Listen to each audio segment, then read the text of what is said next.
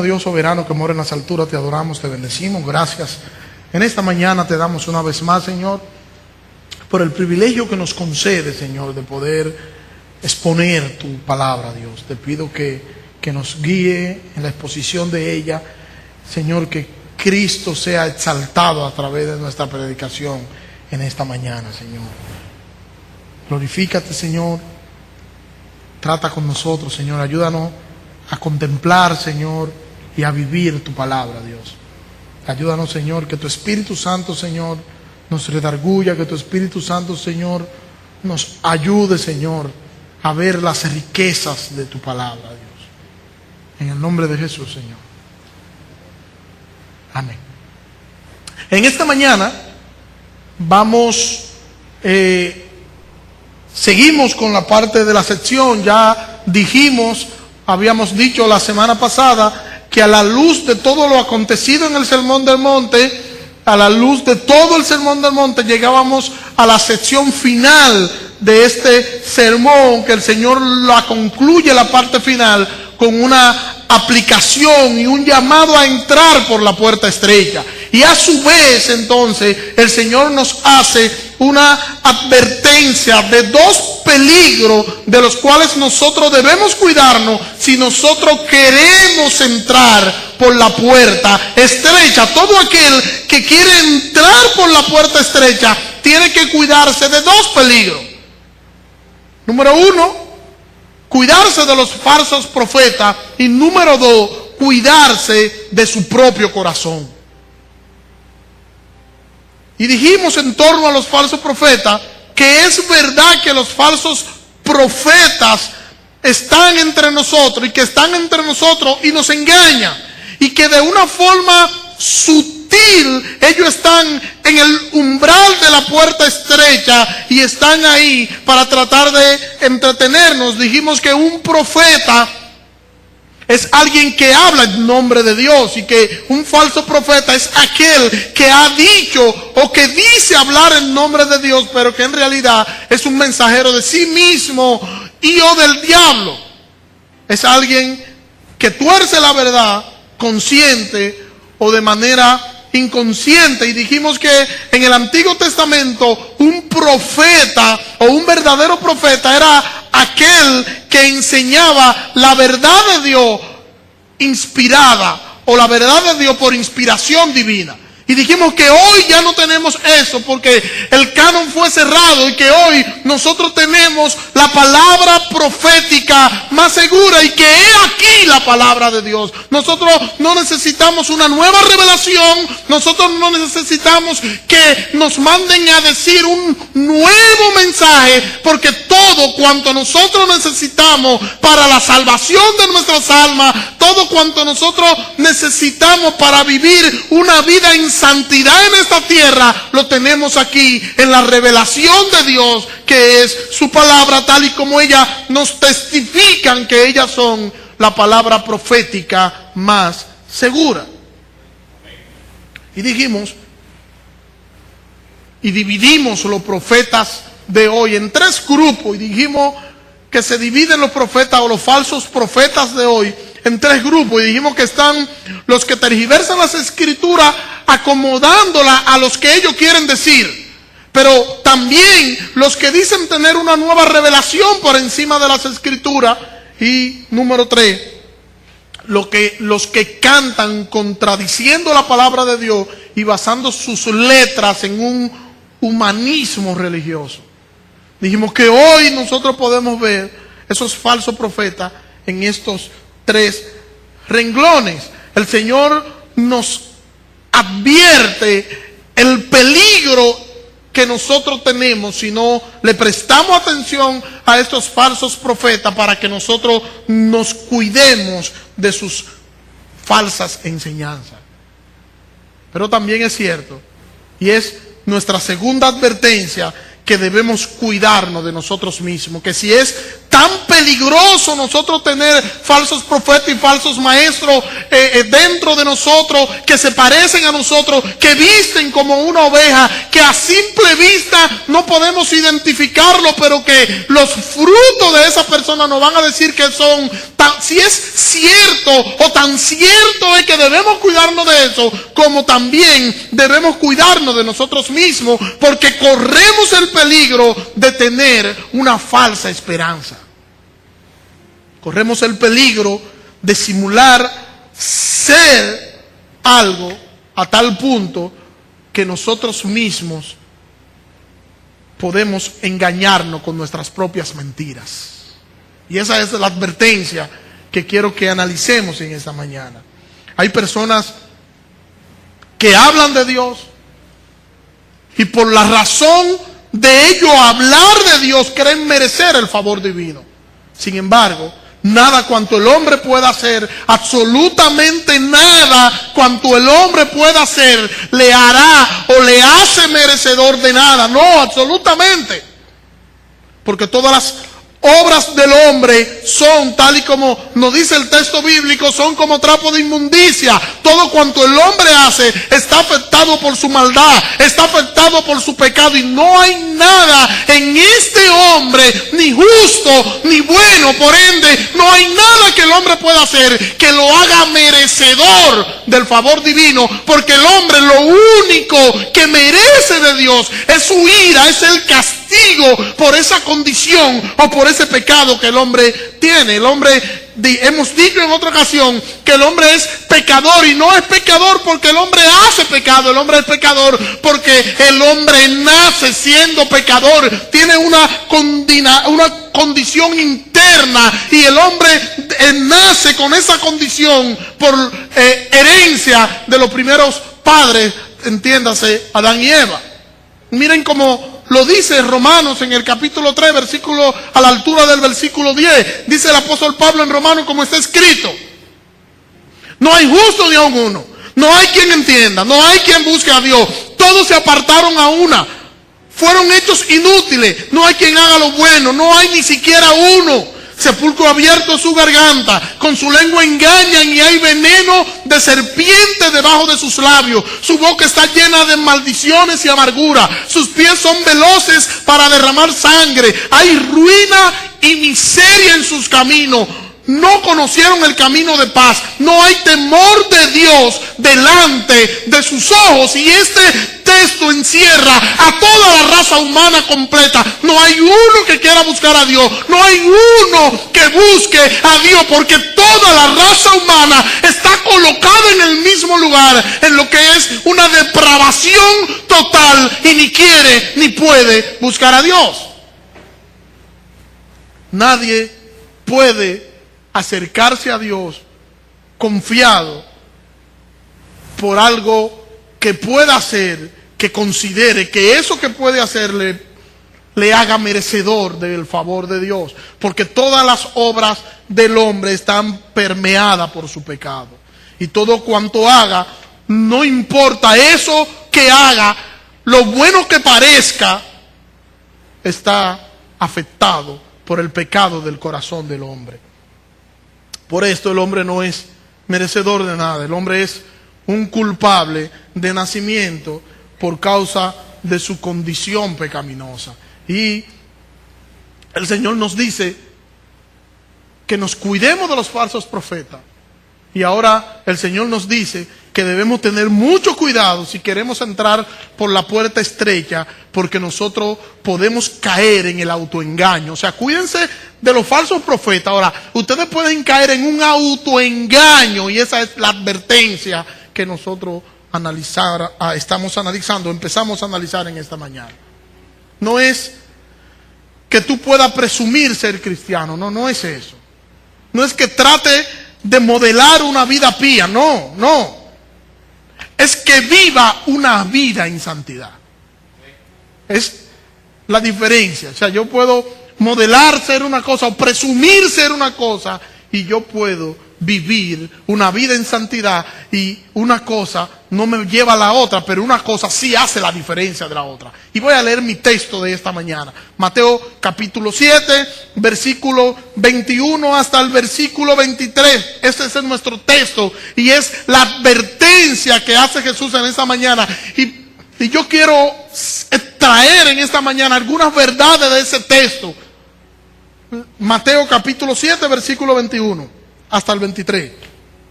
No todo el que me dice, Señor, Señor, entrará en el reino de los cielos, sino el que hace la voluntad de mi Padre que está en los cielos. Muchos me dirán en aquel día, Señor, Señor, ¿no profetizamos en tu nombre?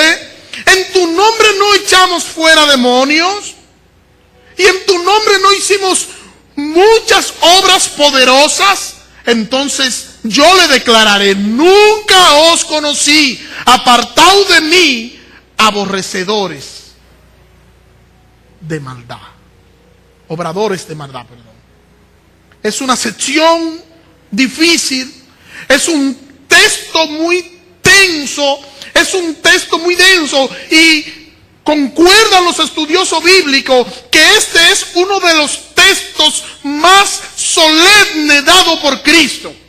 Y esta sección que entramos hoy, versículo 21 hasta el versículo 23, dentro de lo que es la conclusión que ya iniciamos la semana pasada, esta sección es una sección de palabras duras, de palabras fuertes, de palabras confrontadoras. Mira, como lo dice William McDonald, nos dice acerca de esta sección, cito: el Señor advierte en contra de aquellos que profesan falsamente conocerle como Salvador, pero que nunca han sido convertidos. ¡Wow! Eso es para llevarnos a cada uno de nosotros a la reflexión. No todo el que me dice, Señor, Señor, entrará en el reino de los cielos, sino el que hace la voluntad de mi Padre que está en los cielos. Lo primero que quiero que veamos en torno a este texto es que esta gente a la que está hablando este texto basa su fe en un mero conocimiento intelectual.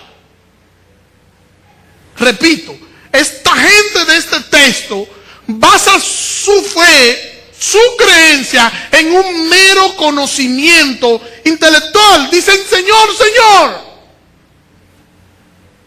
Y primero, reconocen a Jesús como su Señor. Y es lo primero que tenemos que ver, es que ellos están reconociendo a Jesús como su Señor. ¿Y qué implica y qué significa el hecho de que ellos puedan reconocer a Jesús como su Señor? Alrededor del siglo II antes de Cristo se hizo una traducción llamada la versión de los 70 o la Septuaginta. Y en esta traducción se tradujo todo el Antiguo Testamento del hebreo al griego. Y se hizo esa traducción porque ya los judíos se habían dispersado y había un grupo de judíos, un gran número de judíos que no hablaba la lengua de sus padres, sino que fueron influenciados por la cultura griega. La cultura griega influenció tanto del mundo conocido de ese entonces que la lengua principal era la griega, y estos griegos influenciaron a esos judíos a tal punto que los descendientes de estos judíos no hablaban el idioma judío, sino que hablaban el griego. Y esto los obligó a ellos a hacer una traducción griega para que esa generación que se había levantado, que no conocía el idioma hebreo, pudiera entonces familiarizarse con el texto sagrado. Y ahí es donde nace esta versión llamada la Septuaginta o la versión de los 70.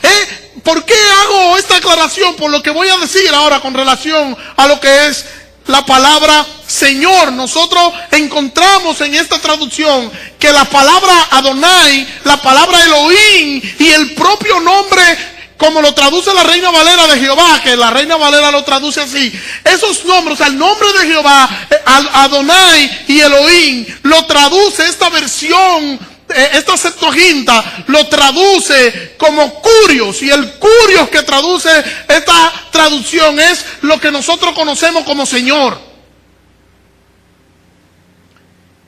Y sorpréndase, todas las palabras, todo lo que encontramos en el Antiguo Testamento como Jehová, y lo que encontramos en el Antiguo Testamento como Adonai, y lo que encontramos en el Antiguo Testamento como Elohim, absolutamente todo, ellos lo sustituyeron por curios, o sea, por Señor.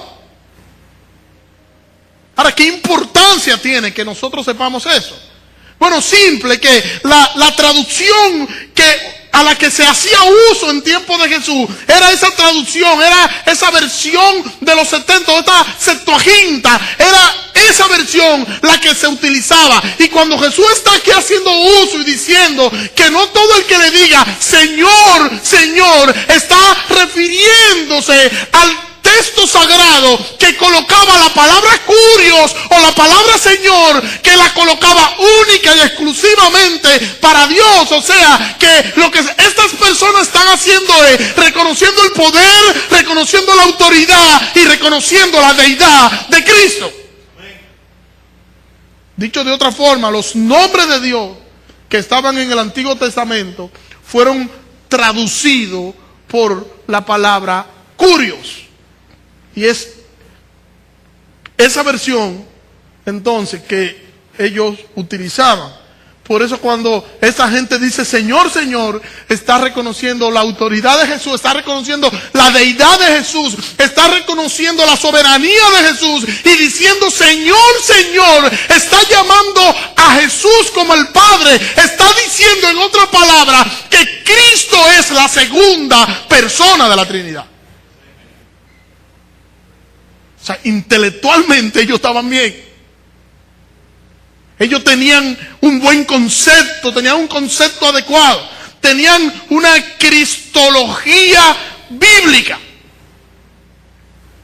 Pero llamaban Señor, Señor. Y Cristo dice que no todo el que le diga Señor, Señor, entrará en el reino de los cielos. Ese Señor al que Jesús se está refiriendo hace alusión a todo lo que ya dije, y también hace alusión a que Él como Señor es el dueño de sus vidas. O sea, estas personas que el texto nos está enfrentando, nos está diciendo no solamente que Cristo es quien tiene toda autoridad, no solamente nos está enfocando la deidad de Cristo, no solamente nos está hablando de la soberanía de Cristo, no solamente nos está llamando a Cristo con el nombre de Jehová, igualándonos a Cristo y haciéndonos ver que hay una unidad, y haciéndonos ver la Trinidad de forma unitaria. No solamente eso, sino que también nos está diciendo que Cristo es el dueño absoluto de sus vidas.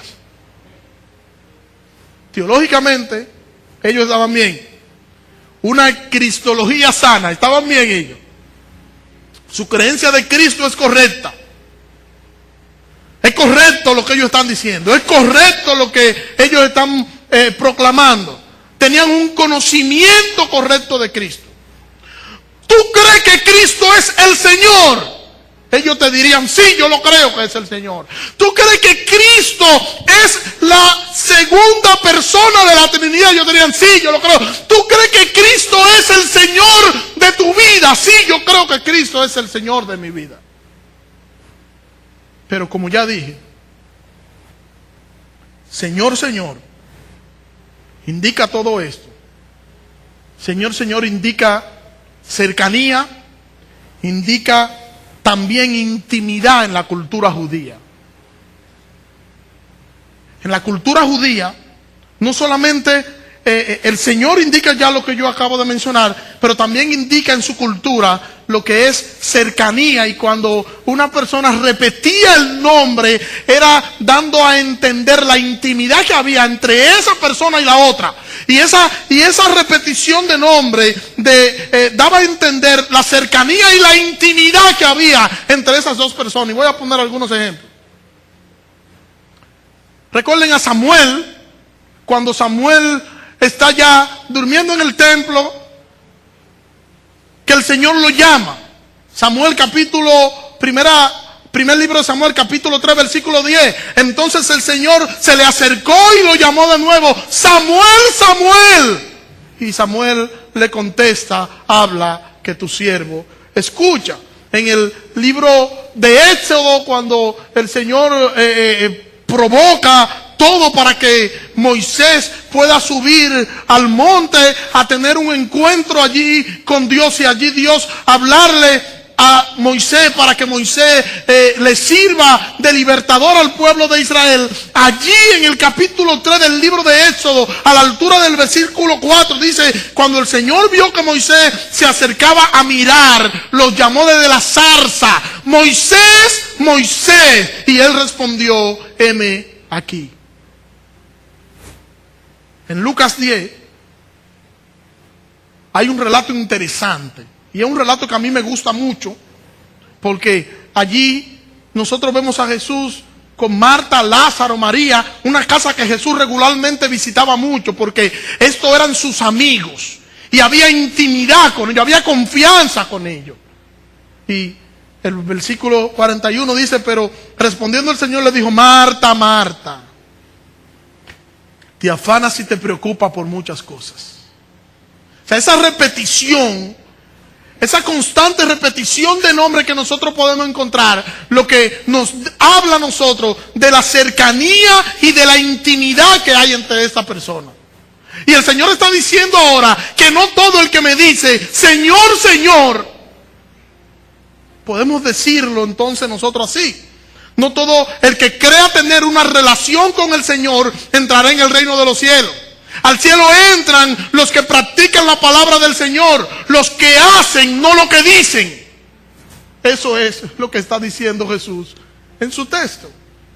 No todo el que me dice Señor, Señor entrará en el reino de los cielos. Hay muchas personas que son expertas diciendo que saben mucha Biblia, que citan muchos textos bíblicos. Hay mucha gente que tú hablas con ellos y hay gente que se sorprende y dice: wow, pero yo no entiendo cómo es que fulano no le ha entregado su vida a Cristo. Bueno, déjame decirte que el problema es que nadie le entrega su vida a Cristo porque tenga un mero conocimiento intelectual. Para una persona poder entregarle su vida a Cristo, tiene el Espíritu Santo que hacer un trabajo en el corazón de esa persona y traerlo. De lo contrario, nadie, absolutamente nadie, vendrá a Dios si no es traído por el Espíritu de Dios. Amén. Jesucristo mismo dijo: nadie viene a mí si no he dado del Padre. El Señor dice: esos no van a entrar. Al cielo entran no lo que dicen, al cielo entran lo que hacen. No es lo que tú puedas decir, es lo que tú puedas, o es lo que tú hagas. En Lucas capítulo 6, versículo 46 nos dice Lucas: ¿por qué me llamas Señor, Señor? Y no hacéis lo que yo digo. ¿Entiendes, hermano? ¿Por qué tú me llamas Señor, Señor? ¿Por qué tú te proclamas y por qué tú estás dando a entender que hay una cercanía entre nosotros y que hay una intimidad entre nosotros? Y tú dices Señor, Señor, tú tienes una vida religiosa, tú vas constantemente a la iglesia, tú llevas una vida de oración, tú llevas una vida aparentemente de estudios bíblicos, y me dices Señor, Señor, y te quieres tener intimidad conmigo, pero no haces lo que yo digo que tú tienes que hacer.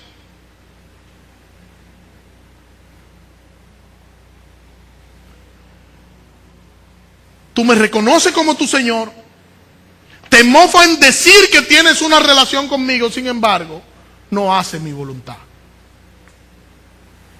Ven que decía que son palabras fuertes las que nos está diciendo Jesús en esta mañana. Son palabras fuertes. Juan, en el capítulo 14 de Juan, dice Juan en el versículo 15: si me amas, guarda mis mandamientos. Versículo 21: el que tiene mis mandamientos y los guarda, él es quien me ama. Y el que me ama será amado por mi Padre, y yo le amaré y me manifestaré a él. Si guardáis mi mandamiento, permaneceréis en mi amor, porque yo también he guardado los mandamientos de mi Padre y permanezco en su amor. ¿Cuál es el llamado que el Señor nos está haciendo? ¿A que nosotros podamos decir o a que nosotros podamos hacer?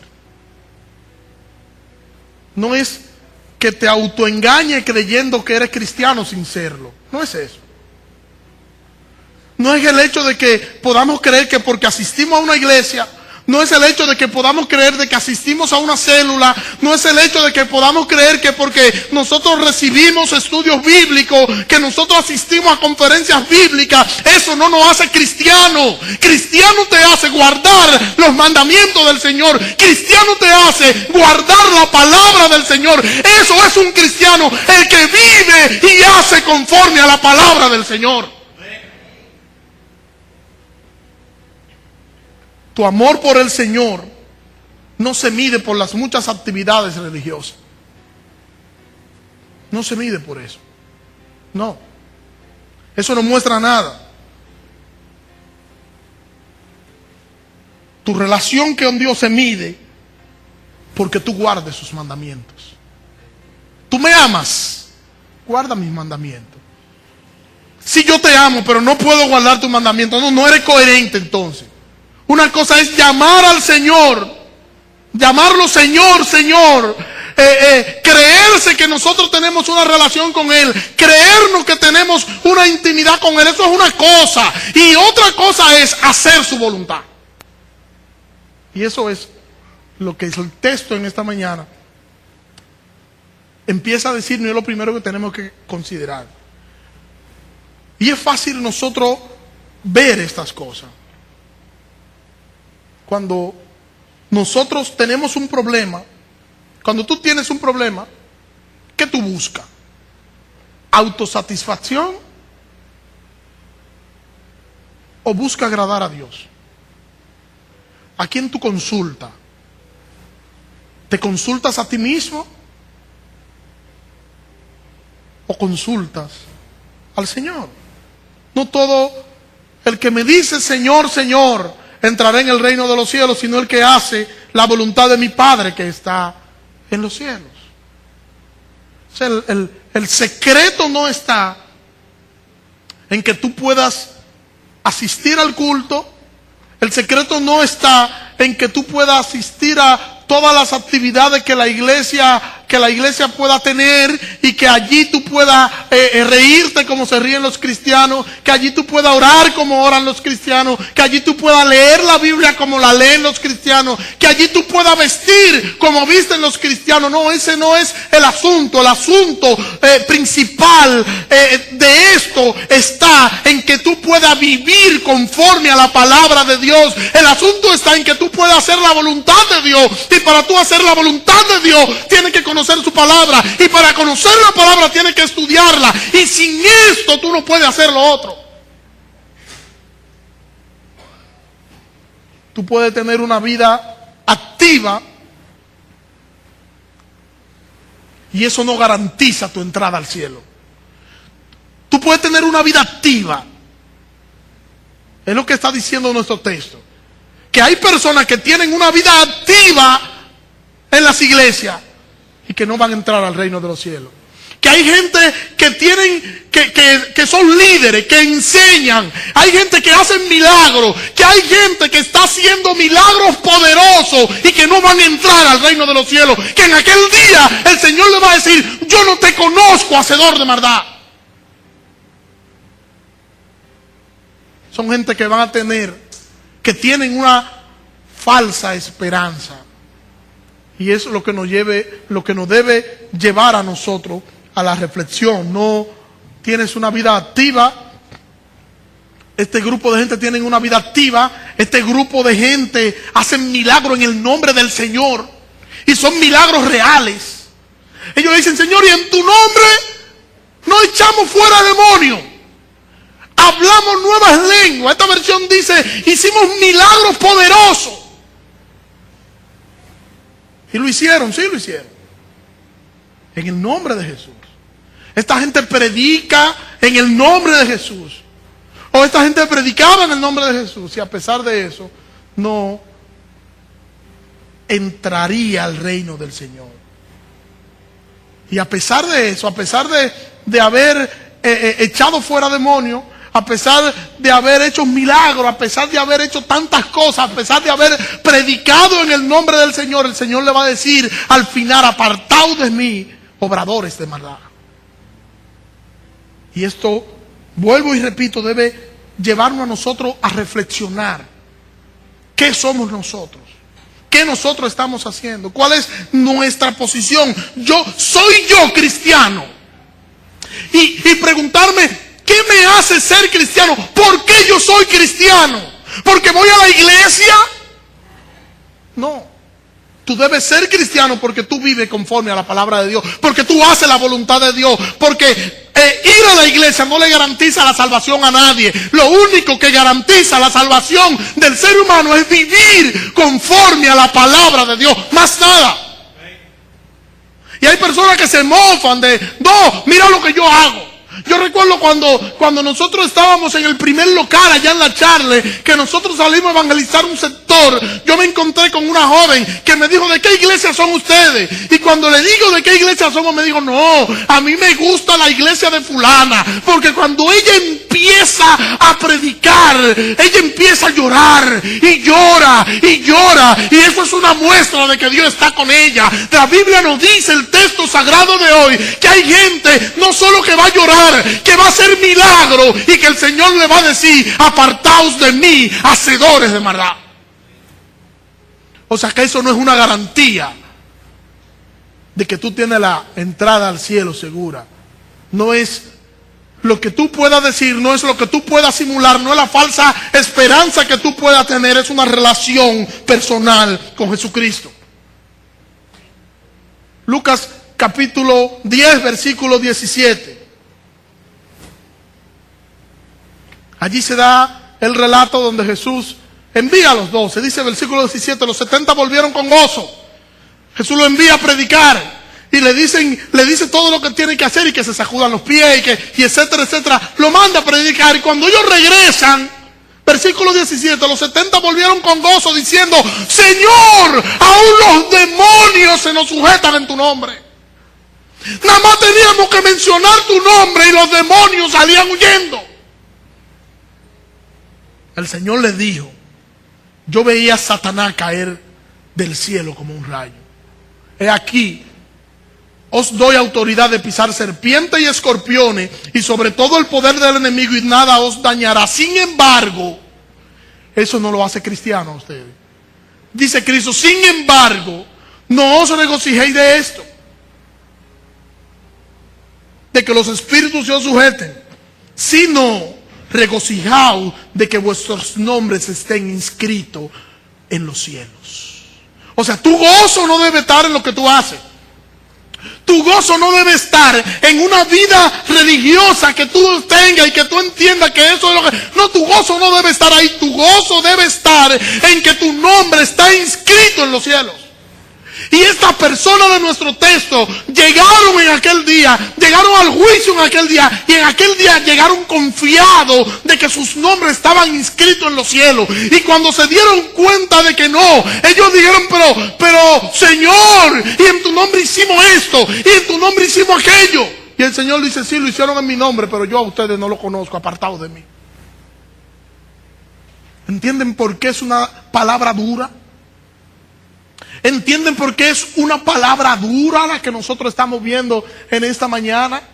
Porque nosotros corremos el peligro de tener una falsa esperanza, corremos el peligro de autoengañarnos, de creernos una cosa, pero en realidad nosotros somos otra.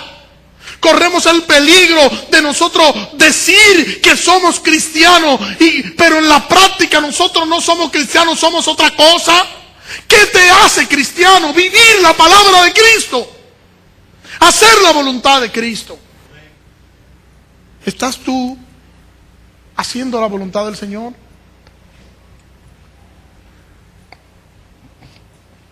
¿Vive tú conforme a su palabra? ¿Te empeñas en hacer su voluntad?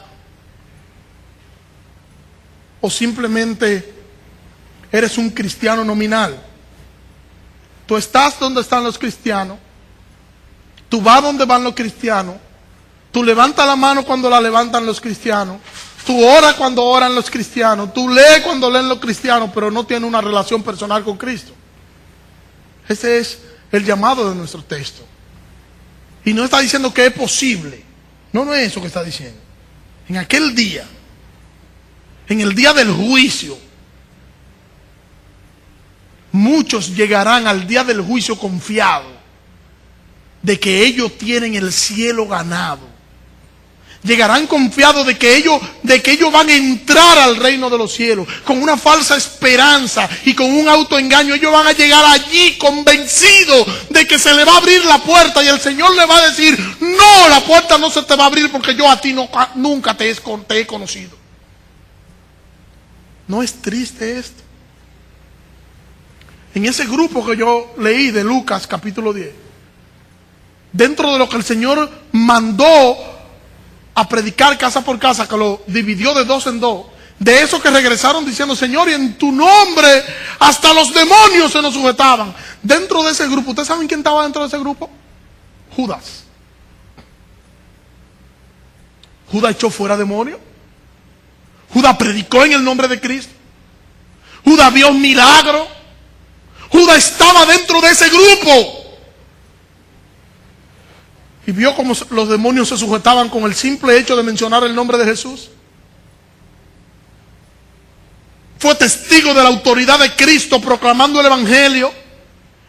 Pero entró Judas. Va a entrar Judas. ¿Ven por qué le digo que es un texto para que reflexionemos? Reflexionemos y pensemos en nuestra relación con el Señor. Y pensemos y podamos hacernos un autoanálisis. Yo soy cristiano. Y si te contestas sí, tú eres cristiano, entonces piensa: ¿por qué yo soy cristiano? Porque asisto a muchas actividades religiosas, eso no te hace cristiano. Porque predico el Evangelio, eso no te hace cristiano. Porque enseño la palabra de Dios, eso no te hace cristiano. Porque yo reconozco que Cristo es el Señor de mi vida, eso no te hace cristiano. Te hace cristiano vivir conforme a su palabra. Te hace cristiano vivir conforme a su voluntad. Te hace cristiano tú guardar los mandamientos de Cristo. El que me ama, guarda mis mandamientos. El que no me ama, no guarda mis mandamientos. Eso como que va junto, ¿verdad? El que me ama guarda mis mandamientos, hace lo que yo digo. El que no me ama, entonces ese no va a guardar mis mandamientos. Entonces tu vida no es lo que tú dices, sino lo que tú haces. Y tenemos que preguntar, para que reflexionemos, ¿qué tú estás haciendo? ¿Cuál es tu vida? ¿Cómo te estás comportando? ¿Cómo tú estás guiando tu vida? ¿Quién está guiando tu vida? Si tú eres cristiano de verdad, ¿Cristo es quien reina en tu vida? Solo tú puedes decirlo y el Señor. Lo que importa no son las señales. Lo que importa no es que cuando a la hora de nosotros orar podamos derramarnos en llanto y moco y baba. No, eso no es lo importante. Hay muchos que hacen señales hoy. Hay muchos que hacen milagros hoy. Hay muchos hoy que se mofan de las cosas que ellos pueden hacer y la hacen en el nombre del Señor. No en el nombre de Satanás, no, en el nombre del Señor la hacen y hay milagros y hay sanidades. Pero en aquel día el Señor dice que no van a entrar. En aquel día el Señor le dirá: no te conozco, hacedor de maldad. No es lo que tú digas, sino lo que tú vives. Una cosa es lo que tú puedas decir, otra cosa es lo que tú puedas vivir. Y el llamado no es a decir, el llamado es a vivir la palabra de Dios. ¿Dónde están los que viven la palabra de Dios? ¿Dónde están? Amigo, si hay amigo en medio nuestro, puede existir la posibilidad de que tú llames a Cristo Señor. Y puede existir la posibilidad que todas las cosas que tú hagas, antes de hacerlas, tú clames a Dios para que Dios te guíe. Puede existir esa posibilidad, pero eso no te hace cristiano. Cristiano te hace que tú arrepentirte de tus pecados y dejar que Cristo reine en tu vida. Y solo así tú podrás entrar al reino de los cielos. Solo así. Y solo así, reconociendo a Cristo como Señor y Salvador de tu vida, Cristo puede hacer todo cuanto quiera en ti. ¿Quién es el Señor de tu vida, amigo? Es Cristo. Es fácil saberlo. ¿Cuál es tu prioridad? ¿Cuáles son las cosas importantes para ti? ¿Cuáles son las cosas en las que tú inviertes tu tiempo? ¿Cuáles son las cosas en las que tú inviertes tu dinero? Eso te va a decir quién es tu Señor. Cuando tú tienes un problema, ¿en qué te basas para resolverlo? ¿En tu sabiduría? ¿En tu propia inteligencia? ¿O tú acudes a la palabra del Señor para que el Señor te guíe? Busca lo que te convenga, busca lo que te beneficie. ¿Qué haces? Para que tú puedas llamar a Cristo Señor y que esto sea en verdad, tú debes dejarte dirigir por Él. Y lo primero que hay que experimentar es el arrepentimiento. Lo primero que hay que hacer es arrepentirse y reconocer nuestra condición pecaminosa para que Cristo entonces salve nuestras vidas. Dijimos de la costumbre hebrea de repetir el nombre, que esto indica cercanía e intimidad. Y eso nos hace ver a nosotros los cristianos. Y nos hace pensar en este texto de que muchos llegarán en aquel día con una falsa esperanza. Que llegarán convencidos de que ellos entrarán al reino de los cielos porque asisten a una iglesia. Muchos llegarán convencidos que asisten al reino, que van a entrar al reino de los cielos porque asisten a culto de oración. Porque otros llegarán convencidos de que el reino de los cielos es de ellos porque tienen dones. Porque predican la palabra de Dios. Porque hacen señales y prodigios. Sin embargo, nuestro texto dice que a esas personas el Señor le dirá en aquel día: apartaos de mí, hacedores de maldad. Gente que estaba en la iglesia, que creían que eran piadosos, que tenían una falsa esperanza, que estaban autoengañándose. Hablaban en el nombre de Cristo. Sin embargo, nunca lo amaron porque nunca guardaron sus mandamientos. Oiga bien eso. Estaban en la iglesia, se creían piadosos, hablaban en el nombre de Cristo, pero sin embargo, nunca le amaron porque nunca guardaron sus mandamientos. Dice el pastor John MacArthur: la esterilidad de este tipo de fe demuestra su verdadero carácter. La fe que dice pero que no hace es realmente una fe hipócrita. Jesús no estaba sugiriendo aquí que las obras son meritorias para la salvación, pero sí que la verdadera fe no dejará de producir el fruto de las buenas obras. Decir y no hacer, el pastor MacArthur dice que el que hace esto es una muestra de su hipocresía. Y déjeme concluir con un texto de Santiago, capítulo 1, versículo 22. Dice Santiago: no se contenten solo con escuchar la palabra, pues así se engañan ustedes mismos. Llévenla a la práctica. El que escucha la palabra pero no la pone en práctica es como el que mira su rostro en un espejo y después de mirarse se va y se olvida enseguida de cómo es. Pero quien se fija atentamente en la ley perfecta que da libertad y persevera en ella, no olvidando lo que ha oído, sino haciéndolo, recibirá bendición al practicarla. Este es nuestro llamado final a reflexión.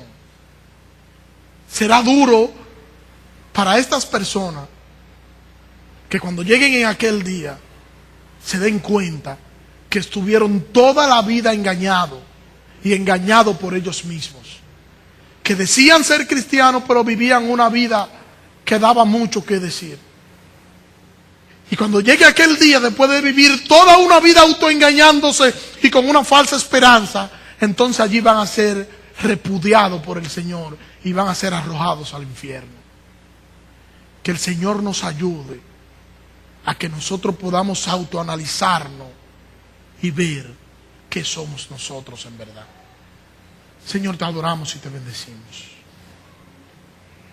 Gracias te damos en esta mañana. Te pido, Señor, que nos ayude y que nos perdone, Señor. Ayúdanos, Señor, a que podamos autoanalizarnos, Señor, a que podamos, Señor, hacer los ajustes en nuestras vidas, Señor, que ameriten hacer, Señor. Ayúdanos, Señor, a no decir, ayúdanos a hacer, Señor, ayúdanos a vivir conforme a tu palabra, Señor. Ayúdanos a demostrarte nuestro amor, guardando tus mandamientos, Señor.